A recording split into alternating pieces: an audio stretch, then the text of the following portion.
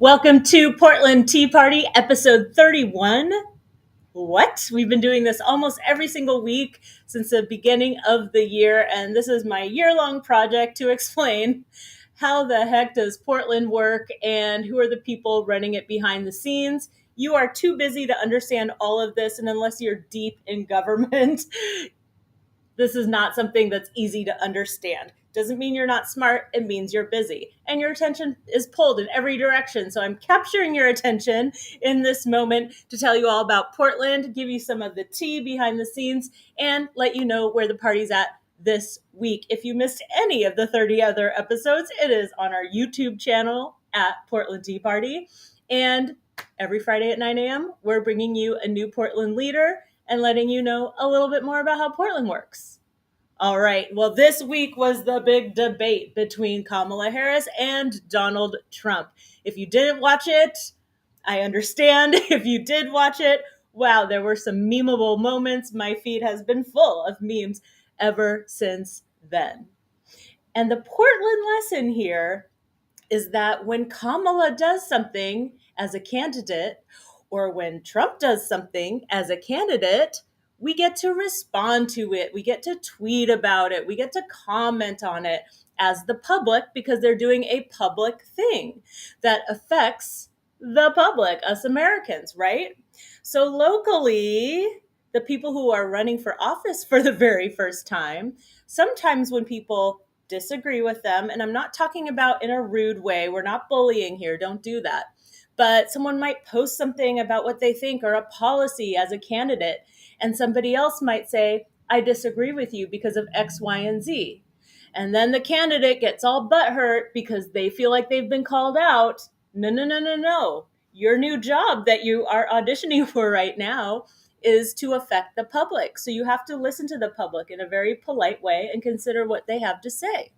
So that's a little one-on-one on public service. And I will say the people in public service, whether elected or appointed or hired in our city, are very good at truly listening to people and being very polite and kind. And so let's keep that level amongst our leaders, okay? So if you're a candidate and this is the first time, what a wonderful opportunity for you to practice responding in an intelligent and polite way to your constituents, okay? All right, glad we have established that. So a little tea moment for you. I love CityCast, and someday maybe they'll be on. But CityCast podcast, always a great way to keep up with what's going on in Portland. This week, they did an episode on the vibes of different candidates for mayor and for city council. I like the concept, but the execution, not so sure. And it's so hard when I know a little something about the candidate and their actual receipts to hear like, oh, they've got a great vibe. Guys, don't forget to read that voter's guide and see like what they've actually done. Are they qualified to represent you? Who's endorsing them? We're going to do that together. Actually, we're going to live vote together. So don't worry, I got your back. And we want to see who can actually get the job done. On that note, I want to introduce to you a new segment.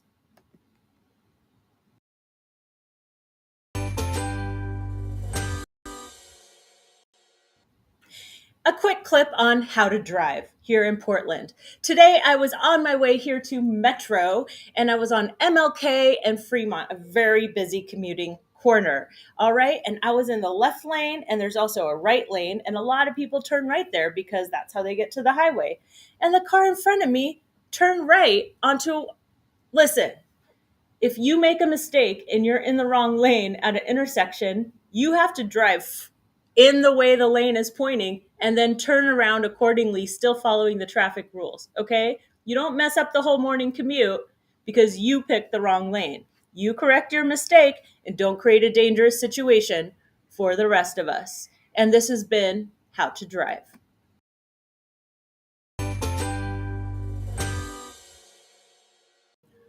All right, as I said, we are here at Metro, so let's welcome our guest, Marissa Madrigal.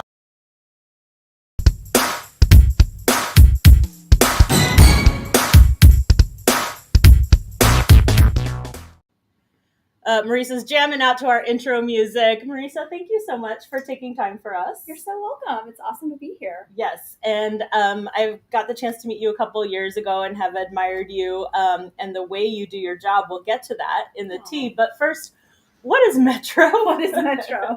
It's a legitimate question. So Metro is the only regional government that is run by an elected body in the entire country. There are other regional public entities out there, who, maybe have transit or whatever, but we are the only place in the nation where the voters of this area decided that they wanted a regional government to take care of some of the things that are easier to take care of at the regional level rather than at the city or the county level. And so that's what we have. Our boundary is the urban area of the Tri-County area, Washington, Clackamas, and Multnomah County. So do you encompass all of those counties or just to like what you would consider the Portland metro area? The urban areas. Okay. The urban incorporated areas. And when did Metro come into effect if it was a voter initiative? Well, there was a little bit of a transition, but we're about 40 years old. Oh, okay. So there were, we started doing some planning, and then gradually people saw the value in having some things dealt with at a regional level. And there was a ballot measure, and here we are. We have a charter, we have code, we have everything. We have it all. And speaking of what you have, what are those things that have been determined to be better handled at the regional level versus city or county? So our land use planning system. Okay. Metro governs the boundary of urban growth. So we're very fortunate in Oregon that we concentrate growth within the urban boundary, and we preserve our farmland and nature and habitat outside of that. So when you're in Oregon and you cross that boundary, you can see it. When you're on the freeway, not every place is like that. I, was a kid growing up in LA. I can tell you, sprawl, it's a very different thing. Yeah. So we are trying to grow up instead of out so that we preserve our natural resources. And that is better done at a regional level. Of course, we want to make sure that our cities and smaller jurisdictions still have flexibility to have their own personality and their own vibes. Right. But we try to make sure that there's coherence to the whole system, because that whole area, we share water, we share air, we share transportation problems, or transportation opportunities, and it's better to make those decisions together. Yeah, and urban growth boundary is a big deal. I just learned within the last year, because Oregon's such a big agricultural place, and we do still have a lot of farms very close to the city, and even more so in other towns in Oregon. It's a very big deal if you change the urban growth boundary. So, it's not just like, oh, we need more houses, let's build wherever there's land. It's can we afford to move that land, and who does that affect? That's right. We have some of the most special soil in the entire world. Yes. And once it's gone, it's gone. Mm-hmm. And so those decisions have to be made really carefully with input from a lot of people. So what are some of the other things that happen at the metro level or that you help manage? Well, we regulate solid waste in the system. Hey, but basically we make sure that trash goes where it's supposed to, hazardous waste goes where it's supposed to, and that's better again, regulated in this waste shed in like this bigger area. I'm really proud that we do affordable housing here. We fund affordable housing construction, and our current bond, we're on track to build 4,700 homes. Wow. Many of those deeply affordable, many of those family-sized units. And will that be throughout the metro or mainly throughout Portland? The metro? Okay. Yeah. And if you go to our website, OregonMetro.gov, we've got dashboards, we've got all kinds of things where you can see, where are they, how many units are they, what did it cost? Yeah. So we do that. We fund supportive housing services, which we send money through the counties to fund services for people who are experiencing homelessness. We actually own almost 20,000 acres of habitat and natural areas in our region that is also funded. Thank you, voters, for approving that and investing in that. That's been a multi-decade effort to protect some of the most pristine and special land that we have in the region. And, that's an investment that we're all collectively making for generations to come. Well, I just got asked the hard question. Why haven't you solved homelessness yet? Yeah. Not that it's funny, but people are very impatient for the housing crisis to be solved. Yeah. And it's always, we're wondering why. I'm like, why don't they just do this? And why don't they just do that? Can you just give us a couple high level reasons that it's been challenging in the last few years? Yeah, no, it's a great question. And I think, the key is that we didn't get here overnight. There's been decades of decisions that have increased the cost of housing, that have divested from the services that people need to stay healthy mentally, physically, all those things. And when you have that compounding over, decades, it's not a ship that you can turn around overnight. I think we have our counties and our partners and our nonprofits are doing an amazing job chipping away at it. We have, unprecedented resources with our supportive housing services program that we're trying to bring to bear. But it's tough and it's going to take some time. I think, we also had in the middle of that a pandemic. Yeah. So you have these kind of a confluence of different crises and pressures that have really exploded the population that needs help. And frankly, it's going to take some time. And, we feel a sense of urgency because even though we know it's going to take time, people are suffering out there. And, we don't want that in our community. We want everyone to be able to thrive. Are you part of the Joint Office of Homeless Services, or how do you work with the counties and the cities? So we are not part of the Joint Office, but our funds flow through Multnomah, Clackamas, and Washington County. Okay. The Joint Office is a venture between Multnomah County and the City of Portland. Okay. Certainly the City of Portland is a huge partner for us, as is Multnomah County. And all of our funds together are going to the response here. Okay. But there's big responses happening in Clackamas, big responses happening in Washington too. I'm glad that all three counties are taking responsibility for solving this. That's right. Yeah, it takes everybody. You also get to the fun part is parks and venues. Talk a little bit about Metro and what they do when it has to do with Washington Park is Metro, right? The zoo. The Actually, zoo, the Oregon but Zoo not the Metro. It's okay. You know what? These jurisdictional boundaries. Yeah. It's all public, right? Whether it's Metro, whether it's the city, like someone's got it. Someone's got it. But no, we run the Oregon Zoo, and we're doing some incredible work there, protecting endangered species. Yeah. Just providing education for our community. We run P5, the Arlene Schnitzer Concert Hall, the Keller Auditorium, a couple other theaters. Right across the street behind us, we run the Oregon Convention Center, so bringing convention business to town. One of the best things for our economy is when people from other places come and spend money here, and so we are trying to attract as many people as we can through our work on creating a welcoming experience. And then, of course, we also have the expo, and we've got some exciting stuff happening there, talking about pivoting that to a sports-centric facility, as well as making sure that we meaningfully memorialize some things that happened out there. Vanport, the Japanese detainment and internment, incarceration in World War II, and that's sacred land that we need to acknowledge and make sure that people remember our history. Yeah. Anything else that Metro does that I'm leaving out? Let's see. Planning. Parks, we hit lots a lot of things. And how many people work for Metro? About? We have about 1,600, but that fluctuates. A lot of our work is seasonal, whether it's in parks or events, and so it can be higher than that. It can be a little bit lower than that, depending on the time of year. And there are elected officials involved. We have commissioners, counselors, yes. And they do represent areas, right? They're not they get elected by their district. Yes, except for, so we have a council of 7. And this is the thing with local government. Every single one is different. There's no one way to do it. Yeah.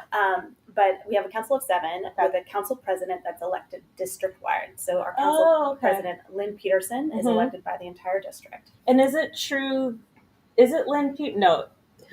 Are they all up for re-election this year? No. Okay. No. So we have Lynn Peterson, who's elected district-wide, and then we have 6 counselors that are elected by geographic district. So together, the 7 of them are the Metro Council, and they set policy for our government.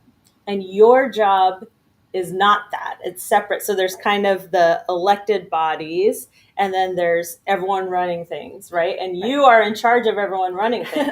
I'm in charge of the operations. I'm the chief operating officer. And so I take my direction from the Metro Council, take their policy, and I translate it into action. Wow. And we have a city manager, essentially, form of government with a policy body, and then we are running the day-to-day on my side of things. Will you be going out for that City of Portland job? I'm sure there are plenty of wonderful people. That's a great response. Yeah, would love to do that, but no, I love it here. Coming to Metro, I'm a nerd. I love science. There's so many things here.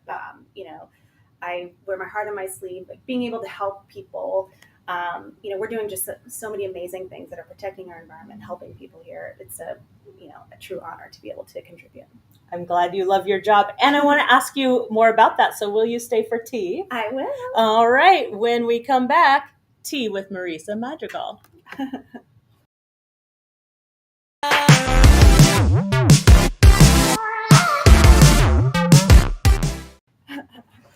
All right. Tea time. Look at these Metro mugs. Do you have a gift shop downstairs?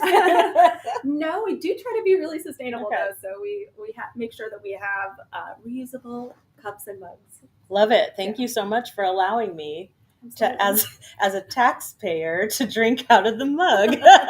Anytime. So, you mentioned just now, like wearing your heart on your sleeve, which is not something we usually think of when we think of executive leadership. But when I have interacted with Metro through working with Metro externally, and also, we've had the chance to interview people as part of like stakeholder engagement for the City of Portland, and people really, I think, trust you and feel led in a very holistic way, and is my impression. So talk more about that philosophy of leadership.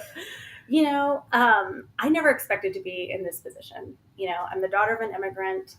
I didn't really even understand like the structure of government growing up. I was a science nerd. I got my degree in science. Oh, wow. Kind of stumbled into politics. And when I first started working for government, I realized like just what an incredible privilege it is to be able to be part of this and be able to act on behalf of community. And I've always I was like the little kid that was like a little bit gloom and doom. Like I read the news every day and I was really upset by the things that I saw. And so being able to have a job where I can try to fix some of that stuff, I try never to forget that. And I try to maintain this balance of being a nerd with a sharp pencil and, being really good at the business and the finances, but never forgetting, my humanity and that, why do we exist? We exist to serve the community. We exist to serve people, especially the people who don't even know that we exist and, can't access us. How do you stay connected to those roots, and not get in that executive bubble? Because I find as I advance in my career, it can be harder to keep it real. Yeah. Well, I have 4 kids, so it's very that helps. Very humbling. They do not care what I do for a living. So when I go home, I'm mom, or I've got a couple bonus kids. I'm Mo Mom, and Mo's my family nickname. I love that. Mom, and I get out in the yard. I I touch the grass. I try to stay connected with people and just, remember that, life is a dream and it's over in a minute. And so, try not to take myself too seriously. Yeah. You recently went to Mexico City. Was that a way to reconnect? Yeah. So, my family's from Mexico. Nice. And we lived in Mexico City when I was a kid for my dad's job. And we still have family there, but we had not been back in many, many years. And so my father and I was 81. And my brother and my husband, we went down for about 9 days and just, explored my dad's old haunts and ate so much good food. And That's hung the out way to with go. family. Oh my God. Yes. It was just, it was beautiful spiritually, visually, food wise. Yeah. So when you are navigating this very complex system of government and trying to solve problems that can take years and decades to solve, who do you go to for support? It's very hard to be the boss all the time, and like, who supports you? Yeah, thank you. I have a great team. We've been building it over the last 4 years, and we are like battle tested. I started this job March 9th, 2020. And so we just we were in it. We were in the fire together. They're like, who is this lady? Yeah. We were like, we're going to do this. We're going to get our organization through. So we've really, we have a tight team. We're able to really share and be honest with each other when we agree, when we disagree. And then I have a, wonderful family and friends that, I really rely on to vent, to hear me out, to give me advice. And I really hold tight to those things, because in the political world, it can be very shallow. It can be very transactional. And when you find those folks who are real and authentic and care about you, you don't let go. Yeah, hang on to that. And we went for a walk, which was very restorative a couple months ago. Yeah, and we live pretty close to each other. And I appreciate that you live in Portland as well as work, because a lot of people, you don't have to live in Portland or in the metro area in order to run it. And you were talking about, focusing on taking care of yourself and having life balance. What are some of the things you do, maybe even small things to maintain a balance? Real walks, that morning walk. I have a little routine. I wake up, I make coffee, I throw on my, sweatshirt. Yeah. I get out the door with the dog. Awesome. And that's probably the single most important thing that I do. But I also, I try to put the phone down. I try to get outside and do other things. I try to, draw or have other hobbies that kind of get my brain out of there. But, it's not perfect. Someone gave me advice a long time ago when my kids were little, who was, had a huge professional job, all this responsibility. And they just said, you'll never find the balance, but you learn how to juggle, and that has really stuck with me, because it does feel like you always have a ball in the air. Yeah. But as long as you keep moving, it'll be all right. Well, thank you for inspiring me, because sometimes it is very hard to get out on that walk, but I never regret it once I've done it. So good. Yeah, just getting out the door, and we have a beautiful city to walk in, and it's getting to be the perfect weather for those walks. Yeah, so let's all get out. That's a challenge for this week. Let's all go on that walk. So I need you to stay for our party segment, because I have a question for you. Okay. All right, when we're back, where the party's at?